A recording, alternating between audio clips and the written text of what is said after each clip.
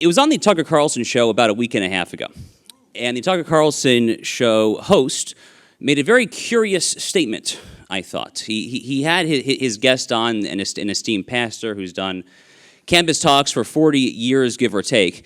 And Mr. Carlson made, I thought, a very surprising confession, you actually might call it.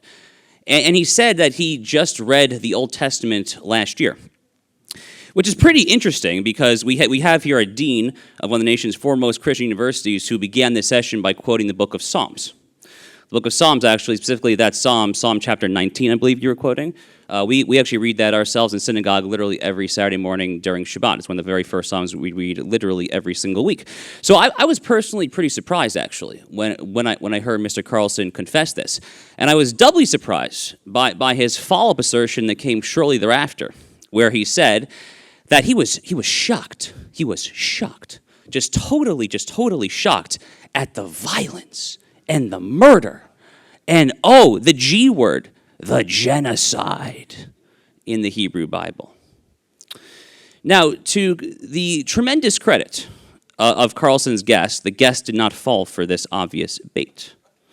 The guest said, I disagree that this is God's judgment and his way of proving truth, etc., etc. His guest handled it, as some of Tucker's better guests these days do, extraordinarily well. But this is kind of a thing happening these days, isn't it? This kind of a thing happening is this, I think, attempt that we all see kind of lurking in the background to drive this wedge between the original people of the book, the Jewish people, and the great Gentile offshoot, Christendom, Christians who have actually built Western civilizations off of that biblical foundation, off of the original revelation of God standing at Mount Sinai to Moses and the Israelites there, and that incredible spectacle those thousands and thousands of years ago. In fact, far be it from me as the Jew up here, not the Christian, to dabble too deeply into Christian theology, but if I'm not mistaken, I actually think that Tucker Carlson might have been committing something of a heresy, actually. It strikes me as something of an amateur, a layman in this area, if you will, that he might have been kind of going in the footsteps, following footsteps of a second century theologian named Marcion of Sinope, who was deemed a heretic by many of his contemporaries at the time for, among other things, advancing the argument that the God of the Old Testament of the Hebrew Bible is actually not the God of the New Testament. These views have been deemed quite literally heretical for about 2 millennia. But the point that I would like to make to you in my limited remarks today is the following: that whether these views about the supposed, the alleged, the ostensible incompatibility of the Old Testament, the Hebrew Bible, with the New Testament, with the kind of Judeo-Christian biblical inheritance, more generally speaking, regardless of whether or not this is heretical or simply misguided, it is emphatically not the understanding of the Bible, of the Word of God, that literally birthed this nation, that was understood in a pervasive, perhaps even ubiquitous manner at the time the American founding. This is not an understanding of the scriptures in the Bible that has led this country to be very much where it is today. In fact, you may or may not know, this goes back actually since well before America was even founded. We can literally go back to the sailing of the Mayflower itself, 1620. Who was the captain of the Mayflower? Well, that would be Sir William Bradford. Sir William Bradford was a student back in England of a well-known Christian Hebraist by the name of Sir Henry Ainsworth. Hebraist is kind of an outmoded term. You don't really hear it very often these days, but it referred around that time to someone typically a non-Jew, typically a Christian, who was a scholar of the Bible, of Hebraic ideals, political ideals, religious ideals, and in many ways the language. In fact, Sir William Bradford, who then became one of the foremost governors of Plymouth Colony, actually spoke about 1,000 words of Hebrew. There was some chatter actually there on the Mayflower, believe it or not, about possibly actually effectuating a clean break with the English language and actually just starting to speak Hebrew upon landing in Plymouth Colony. It didn't happen, obviously. We're speaking English today, not Hebrew. But it was at least discussed, actually. And they did so because they deliberately envisioned themselves as the functional equivalents of their version of Israelites crossing their version of the Red Sea.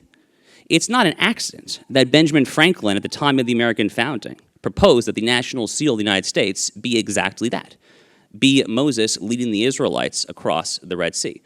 Thomas Jefferson, not exactly anyone's idea of a theologically orthodox Christian, nonetheless also proposed that exact same image of Moses leading the Israelites across the Red Sea be the official image of the Commonwealth of Virginia. How about the Liberty Bell in Philadelphia? Perhaps Mr. Carlson should go to Philadelphia, reclaim his civic roots. He might be shocked, surprised to learn that it is not Aristotle's Nicomachean Ethics that is inscribed on the outside of the Liberty Bell. It is not a famous oration of Cicero on the floor of the Roman Senate. No, it is the book of Leviticus. Leviticus chapter 25, verse 10, thou shalt proclaim liberty throughout the land and to all the inhabitants thereof. How about Abraham Lincoln himself? Abraham Lincoln, who famously referred to Americans as an almost chosen people.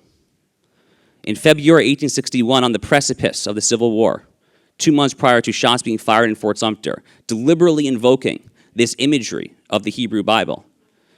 Lincoln, who I think many rhetorical experts would consider his finest speech, it was actually not Gettysburg. Gettysburg was an amazing speech, obviously, but I think most experts in oration and rhetoric would probably say that Lincoln's greatest speech was probably his second inaugural address.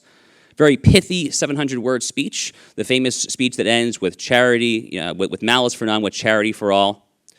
And then he quotes there this notion of trying to bind up the nation's wounds. Well, tell me, you're familiar with the book of Psalms, Mr. Sweeting. What is he quoting there? He's quoting Psalms chapter 147, binding up the nation's wounds. This imagery is repeated all throughout American history. But it really does go back, I think, quite a bit even further than that. In many ways, we can really kind of trace the antecedents of so much of our basic American life, both political and civic, to the Hebrew Bible. Let's take something as simple that we take for granted as the golden rule. Thou shalt do unto others as you want done to yourself. What is the origin of this? Where does this come from?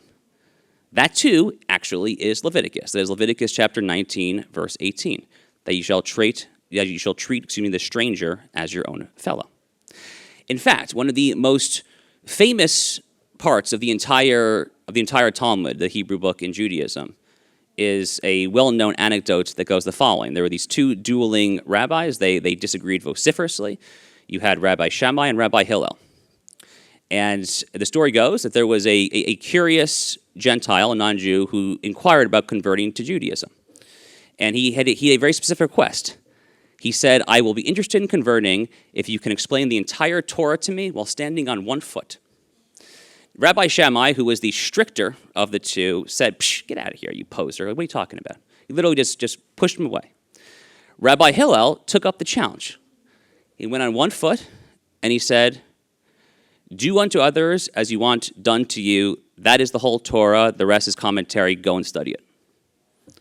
That's the basis of American civil society, folks. Without the golden rule, without this notion of do unto others as you want to be treated, without this notion of having the interdependent bonds of mutual loyalty upon which any coherent polity or any coherent citizenry depends, we are nothing. We are atoms in kind of an Ayn Rand libertarian fairy tale. That is the very glue that holds it together. But how about this ongoing tension, the very tension that holds Western political theory together between individual autonomy and the common good? It is the reconciliation of that tension, I think, is one of the foremost leitmotifs of these conferences going back to the year 2019 when we first started doing them. What is the basis of individual autonomy? How could Thomas Jefferson so confidently write in 1776 that we hold these truths to be self-evident that all men are created equal? What gave him the insight to do that in a way that a goat herder in the mountains of Afghanistan would not necessarily be able to do? Well, Jefferson, much like Locke before him, was living and thinking in a certain milieu. That milieu is the biblical milieu. Specifically, it is a milieu that prioritizes Genesis chapter 1, verse 27. In Hebrew, we would say B'Tselem Elohim, Imago Dei in Latin, the divine image imperative. That God made man in his image, male and female had created them. That is the single foundational ethical underpinning of all of Western civilization. Guess what it's from, Mr. Carlson? It's from the Hebrew Bible. That literally gets you to the Declaration of Independence. How about the preamble of the Constitution? Those who follow my work more closely know that I've dabbled in a form of jurisprudence that I call common good originalism. I place a very strong emphasis when it comes to constitutional interpretation on the preamble of the Constitution, which talks about communitarian communal aims. Well, the Torah, Judaism, has a lot to say about this too. The Torah is a rebuke of John Stuart Mill, live and let live, liberalism. It is a rebuke of libertarianism. Listen to this line, also from the Talmud, Tractate Shabbat, the Tractate of the Talmud about the Jewish Sabbath. Quote, anyone who had the capability to effectively protest the sinful conduct of the members of his household and did not protest, he himself is apprehended for the sins of the members of his household and punished. If he is in a position to protest the sinful conduct of the people of his town and he fails to do so, he is apprehended for the sins of his people of his town. If he is in a position to protest the sinful conduct of the whole world and he fails to do so, he is apprehended for the sins of the whole world. If you can prevent sin in the world and you don't act, the sin of the world is on you, buddy. Is that live and let live liberalism? No. That is a common good mentality. So we see here both ends of this dueling tension of individual autonomy of Genesis 1:27 and this emphasis on the communal, on the polity, on the whole. We saw, I mentioned the revelation at Mount Sinai. We saw it right then and there. Exodus chapter 19. You shall be a kingdom of priests and a holy nation. Kingdom, nation, the polity, the communal. This is the tension between the individual autonomy and the common good. It is literally the tension upon which Western civilization rests. It is a distinctly Hebraic, Judaic contribution to the Western canon. This ongoing tension between individual autonomy and the common good. There's so many other examples here. I mean, we can kind of trace modern federalism, I would argue, all the way back to the book of Jeremiah. Jeremiah chapter 29, this imperative, this injunction to focus on the welfare of your own city. There you shall find welfare. How about separation of powers, even?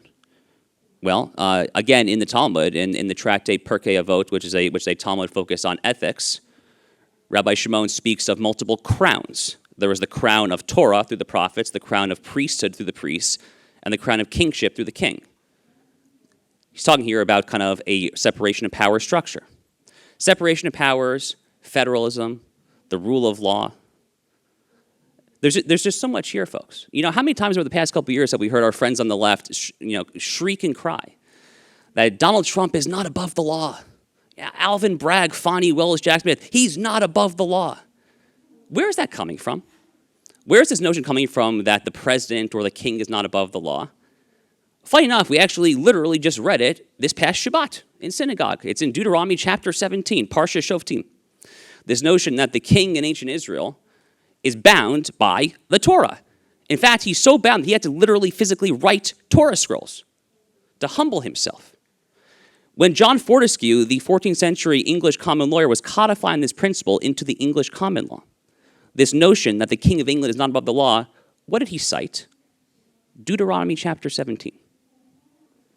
So there's just so much here. I could speak about this for a very long time, but I've chosen just to kind of give you a brief snippet here. I think the point is this. There are provocateurs out there, and I've been picking on one particularly conspicuous one. But there are plenty of provocateurs out there right now who are engaged in something of an information operation. That information operation is intended and oriented not merely to distance the United States from the state of Israel, but in a much deeper and more insidious way, to try to distance the two biblical religions, to try to distance the original people of the book from the great Gentile offshoot, to try to distance Jews from Christians. And to that, I have a very simple and clear message, which is, hell no, go the hell away. And that is literally not what birthed this country. That is not what brought us here. That is not what made us great. And is certainly, emphatically, not what will make us great again. Thank you very much.